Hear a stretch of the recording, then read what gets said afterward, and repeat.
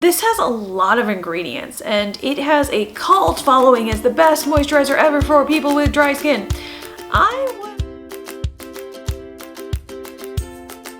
Hi everybody, welcome back to Project Happy Home. For those of you who are new here, I'm Tanya, a doctor, lawyer turned homeschool mom of 3 kids ages 9, 6, and 4. If you're interested in videos about secular homeschooling, raising a child with ADHD, or living a more essentialist lifestyle, you have come to the right place, so be sure to hit that subscribe button down below. On occasion, I do these videos about product empties and about skincare from my perspective as a physician, so if you're interested in that too, we do a little of that here. In today's video, I'm going to be talking about my product empties for about the last 2 or 3 months, I think. I can't remember when the last product empties video I did was, but I generally just collect them in this little basket in the bathroom, and when it gets around full, I do a video. So here goes in no particular order. I will try to keep this shorter and sweeter than usual, but wish me luck. We'll see how it goes. First off, based on one of your recommendations in the comments, thank you to whoever it was. I'm sorry that I don't remember right now.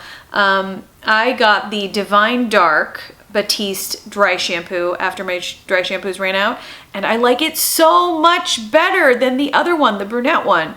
The Divine Dark has a hint of color. It definitely has color, you guys. If you have blonder hair, you cannot use this. So it sprays out. See, if you can see the cap, it sprays out in that darker color. So it's kind of like a dark brown color. It's still way lighter than my hair, but it does a good enough job that it doesn't look like, you know, I'm like a vampire and I have white streaks. So I really love it. I recommend it. I really think Batiste is the best dry shampoo, you guys. I haven't used anything but drugstore dry shampoos though, so maybe there's fancy ones that work, but I don't need my dry shampoo to be fancy. I don't know about you. I use this on like the 3rd day after showering, and I just spray it into my roots. I just separate out my hair in like layers like this, and then I spray along the layered like line where my scalp is exposed, and I go to sleep in it, and then in the morning I just kind of floof it out a little bit so it shakes out. But it does a really good job of absorbing that 3rd day oil. Sometimes I don't wash my hair until like the 5th day, so it's really good on that 3rd night and 4th night. If you have oilier hair, you could use it, you know, all the way. I do find that more than 2 days of dry shampoo gives me this like kind of gross feeling in my hair, so I don't like to do that. But yeah, I recommend it. I love it. Staying on the hair products, I have this one. This is New Moisture Shampoo by, I don't know how to pronounce this, Neuma, N-E-U-M-A. And this is one of those fancy shampoos that I bought from my hairstylist once upon a time. I'm gonna say like 2 years ago. And I just slowly kind of used it. You know, I like it. I think that this shampoo is like free of everything. Yes, 0 synthetic fragrance, phthalates, neurotoxins. That's a very broad claim, by the way, saying neurotoxins like that. Colorant, carcinogens, or environmental pollutants. Again, very broad claims. I've never seen it said in such a broad way. But it uses only renewable but beneficial plant-based ingredients that leave you and your hair looking and feeling more beautiful, because like you, we care about the earth. So I liked this. I didn't think it was like an amazing shampoo. I didn't think it did anything super amazing for my hair, but my hair is generally a little bit frizzy and weird, so I have never found a miracle product. If you have a miracle product for generally frizzy and weird hair, let me know. I think it was expensive. I don't remember how much I spent on it.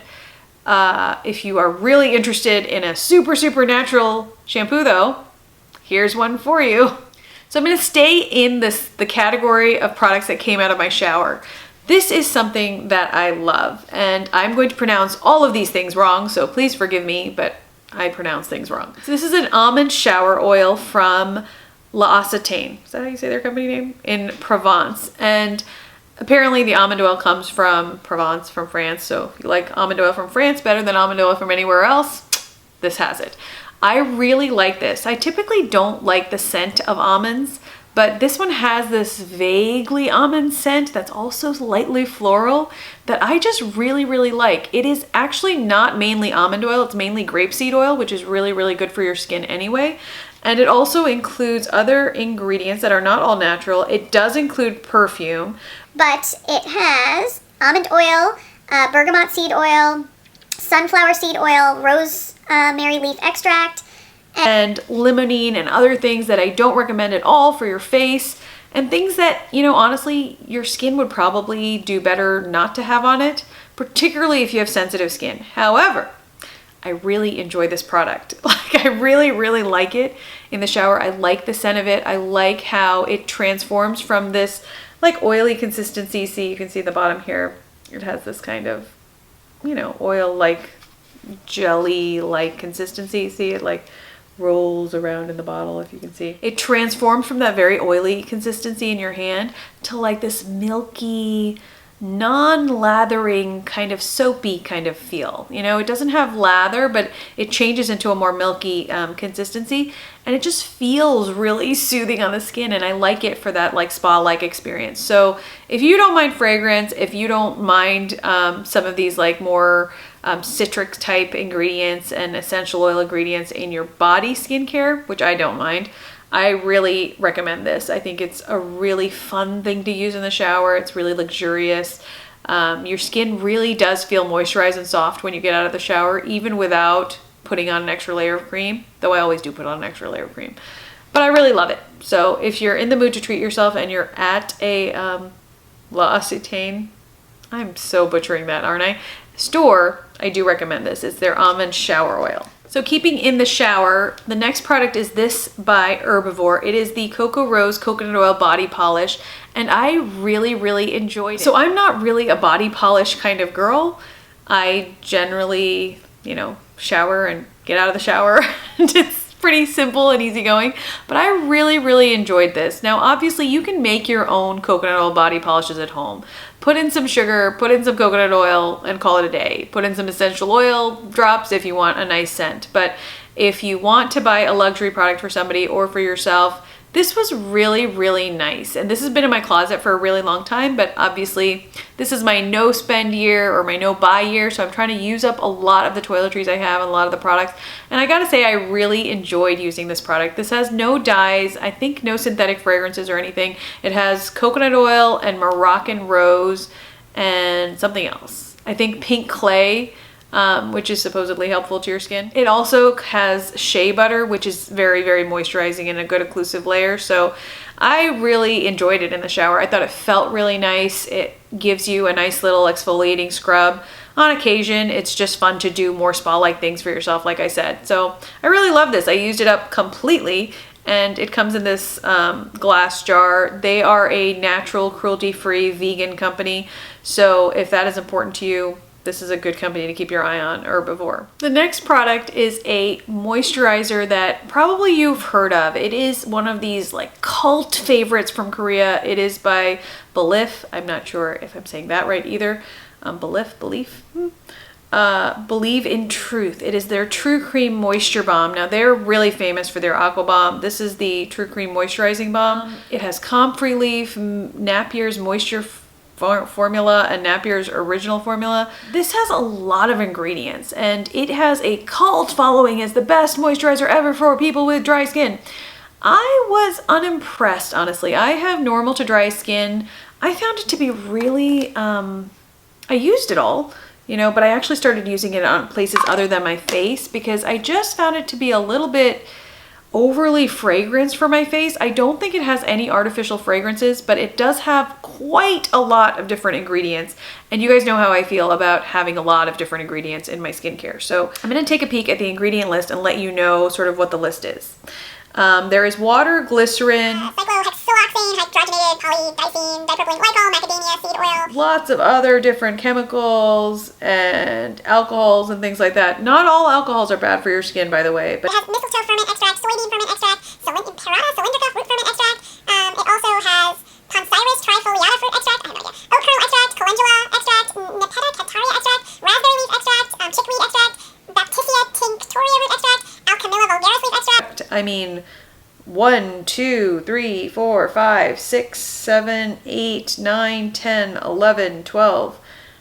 12 extracts past that, plus way more ingredients. Like, just to show you the ingredient list, it takes up the entire page. I don't think my camera's gonna focus on the ingredient list on my phone, but it takes up this entire page. Like, the ingredient list starts here and ends down here in incredibly small font. So I'm not a huge fan of lists that are that long. When you add a lot of different fruit and nut extracts and essential oils to your skincare, you're kind of rolling the dice on whether you're going to be sensitive to any one of those in that long list. And I just wasn't that impressed with this cream. I didn't really like how it felt. You know, I loved the hype surrounding it. I really wanted it to work better than it did, but I was unimpressed. And I really like their cap though. I like this little hat cap that they have and how the cream rises to the top, but the actual container is not nearly as deep as one would expect. Like here is how deep the container looks, but this is how deep it actually is. So it was okay. I don't think it's worth the money. I don't think it's really worth the hype, but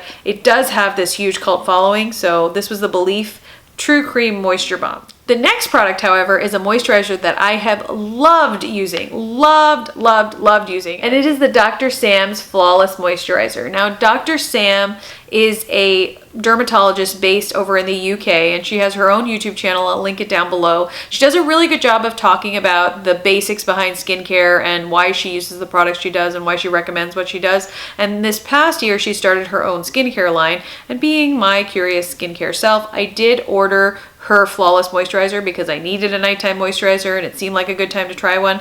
And I think I've mentioned this in either my favorites video or an empties video in the past. This was the second bottle that I finished up and I really love it. I won't go into all the ingredients and everything again. It is shea butter based. It has niacinamide in it, both two ingredients that I really like. You know, it hits you from all ends. It has a humectant, it has emollients, it has occlusive layers. So I really like it. It doesn't have any fragrance. It doesn't have any added ingredients that you don't need or that are bad for you. It's 1.7 fluid ounces. You do have to pay for shipping from the UK at this point, but I hope that one of the major retailers over here will start to carry it soon so that it becomes a little bit more cost effective. It's not ridiculously priced, by the way. It is cheaper than, for example, the Drunk Elephant's Protini and stuff, but I really enjoyed it. I loved it. I thought it was a really nice, thick moisturizer. If you like that feeling of waking up with your skin being dewy and like moist and plump, this will do it for you. So I really liked it. I think it'll be sort of a constant in my rotation. But if you want to know more about my thoughts about it, be sure to check out my last empties video or some of my favorites videos from this earlier year because I talk about it in more depth there. Another moisturizer that I finished up that I love and have recommended several times on here, so I won't get into too much detail, is the CeraVe PM Facial Moisturizing Lotion. This is much more lightweight, though it also has ceramides, niacinamide, and hyaluronic acid. This is a moisturizer that I often use in the morning. So for example, after I put on my hyaluronic acid or whatever vitamin C serum I'm going to use, I will just put on a layer of this and let that all dry down before I put on my sunscreen. Particularly if I'm using a physical sunscreen, which are often not as moisturizing as, for example, some of the chemical sunscreens that have more moisturizing ingredients like glycerin incorporated in them. This one is glycerin based. It has a lot of good ingredients in there. It is recommended across the board by several dermatologists as one of the best moisturizers you can get in the drugstore. It's fairly inexpensive. It's generally under $15 and you can always find it at CVS or Walgreens. I really enjoy it. This is always going to be on my shelf probably. It's really lightweight. It's much more lightweight, for example, than Dr. Sam's or Protini or any of those thicker night creams. So if you want to have a good night cream or day moisturizer that is lighter in texture but has really good ingredients to maintain that skin barrier from preventing water loss, this is a really good option. So this is the CeraVe PM cream. Next up is a sunscreen that I have talked about before. This is a physical sunscreen. This is the Josie Maran SPF 47 Argan Daily Moisturizer, and it has broad natural spectrum SPF 47 and Sun Boost ATB. I've talked about this before again. The Sun Boost ATB is basically some sort of proprietary blend of ingredients that they say enhances the performance of the physical ingredients in the sunscreen. I don't know. But it is a 6.4% zinc oxide and 5.1% titanium dioxide sunscreen. I really like this. It is very oily in texture, just to let you know. I don't think the pump is going to pump out anything, but as you can see here, it's very white when it comes out onto your skin, but it definitely goes down with no white cast whatsoever, which I really enjoy. But it does keep your skin kind of shiny for at least 20 to 30 minutes. Now, I don't actually wear concealer or foundation, so I don't know how that will do over it, but I really like this. This is very moisturizing, considering that it's a physical sunscreen. A lot of the physical sunscreens I've used have this kind of chalky consistency, and it makes my skin look a little weird, but this one doesn't. It is so moisturizing, in fact, that your face, like I said, stays shiny for longer than I'd like it to.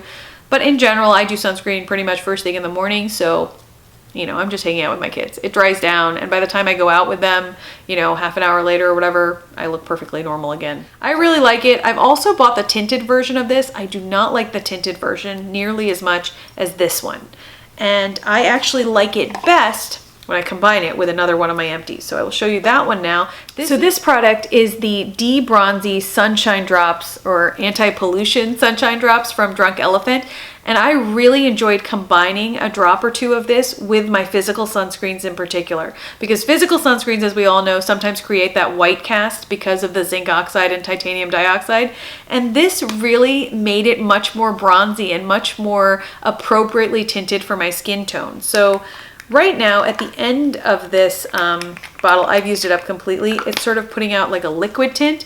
It comes out actually much more like moisturizer-like than this, but the color is very similar. And when I mix that in with my very, very white sunscreens, it creates this nice bronze shade to my sunscreen that works for my complexion much better. And I enjoyed it a lot. And the days when I didn't incorporate it into my physical sunscreen, you know, I felt like it was changing the color of my skin more than the days when I use the De-Bronzy. So if you have like a tanned complexion or olive complexion and you want to start using physical sunscreen, but you've been afraid of the white cast, the De-Bronzy is a really nice addition to your sunscreen. And I fully expect to repurchase it because this lasted me quite a long time. I wish I had written down when I bought it, but it lasted me pretty much the entire year at least. So well over 5 months, and you know, it's just a couple drops at a time. I thought it was well worth the cost. According to Drunk Elephant, the De-Bronzy has platinum peptides that help reduce the appearance of fine lines and wrinkles.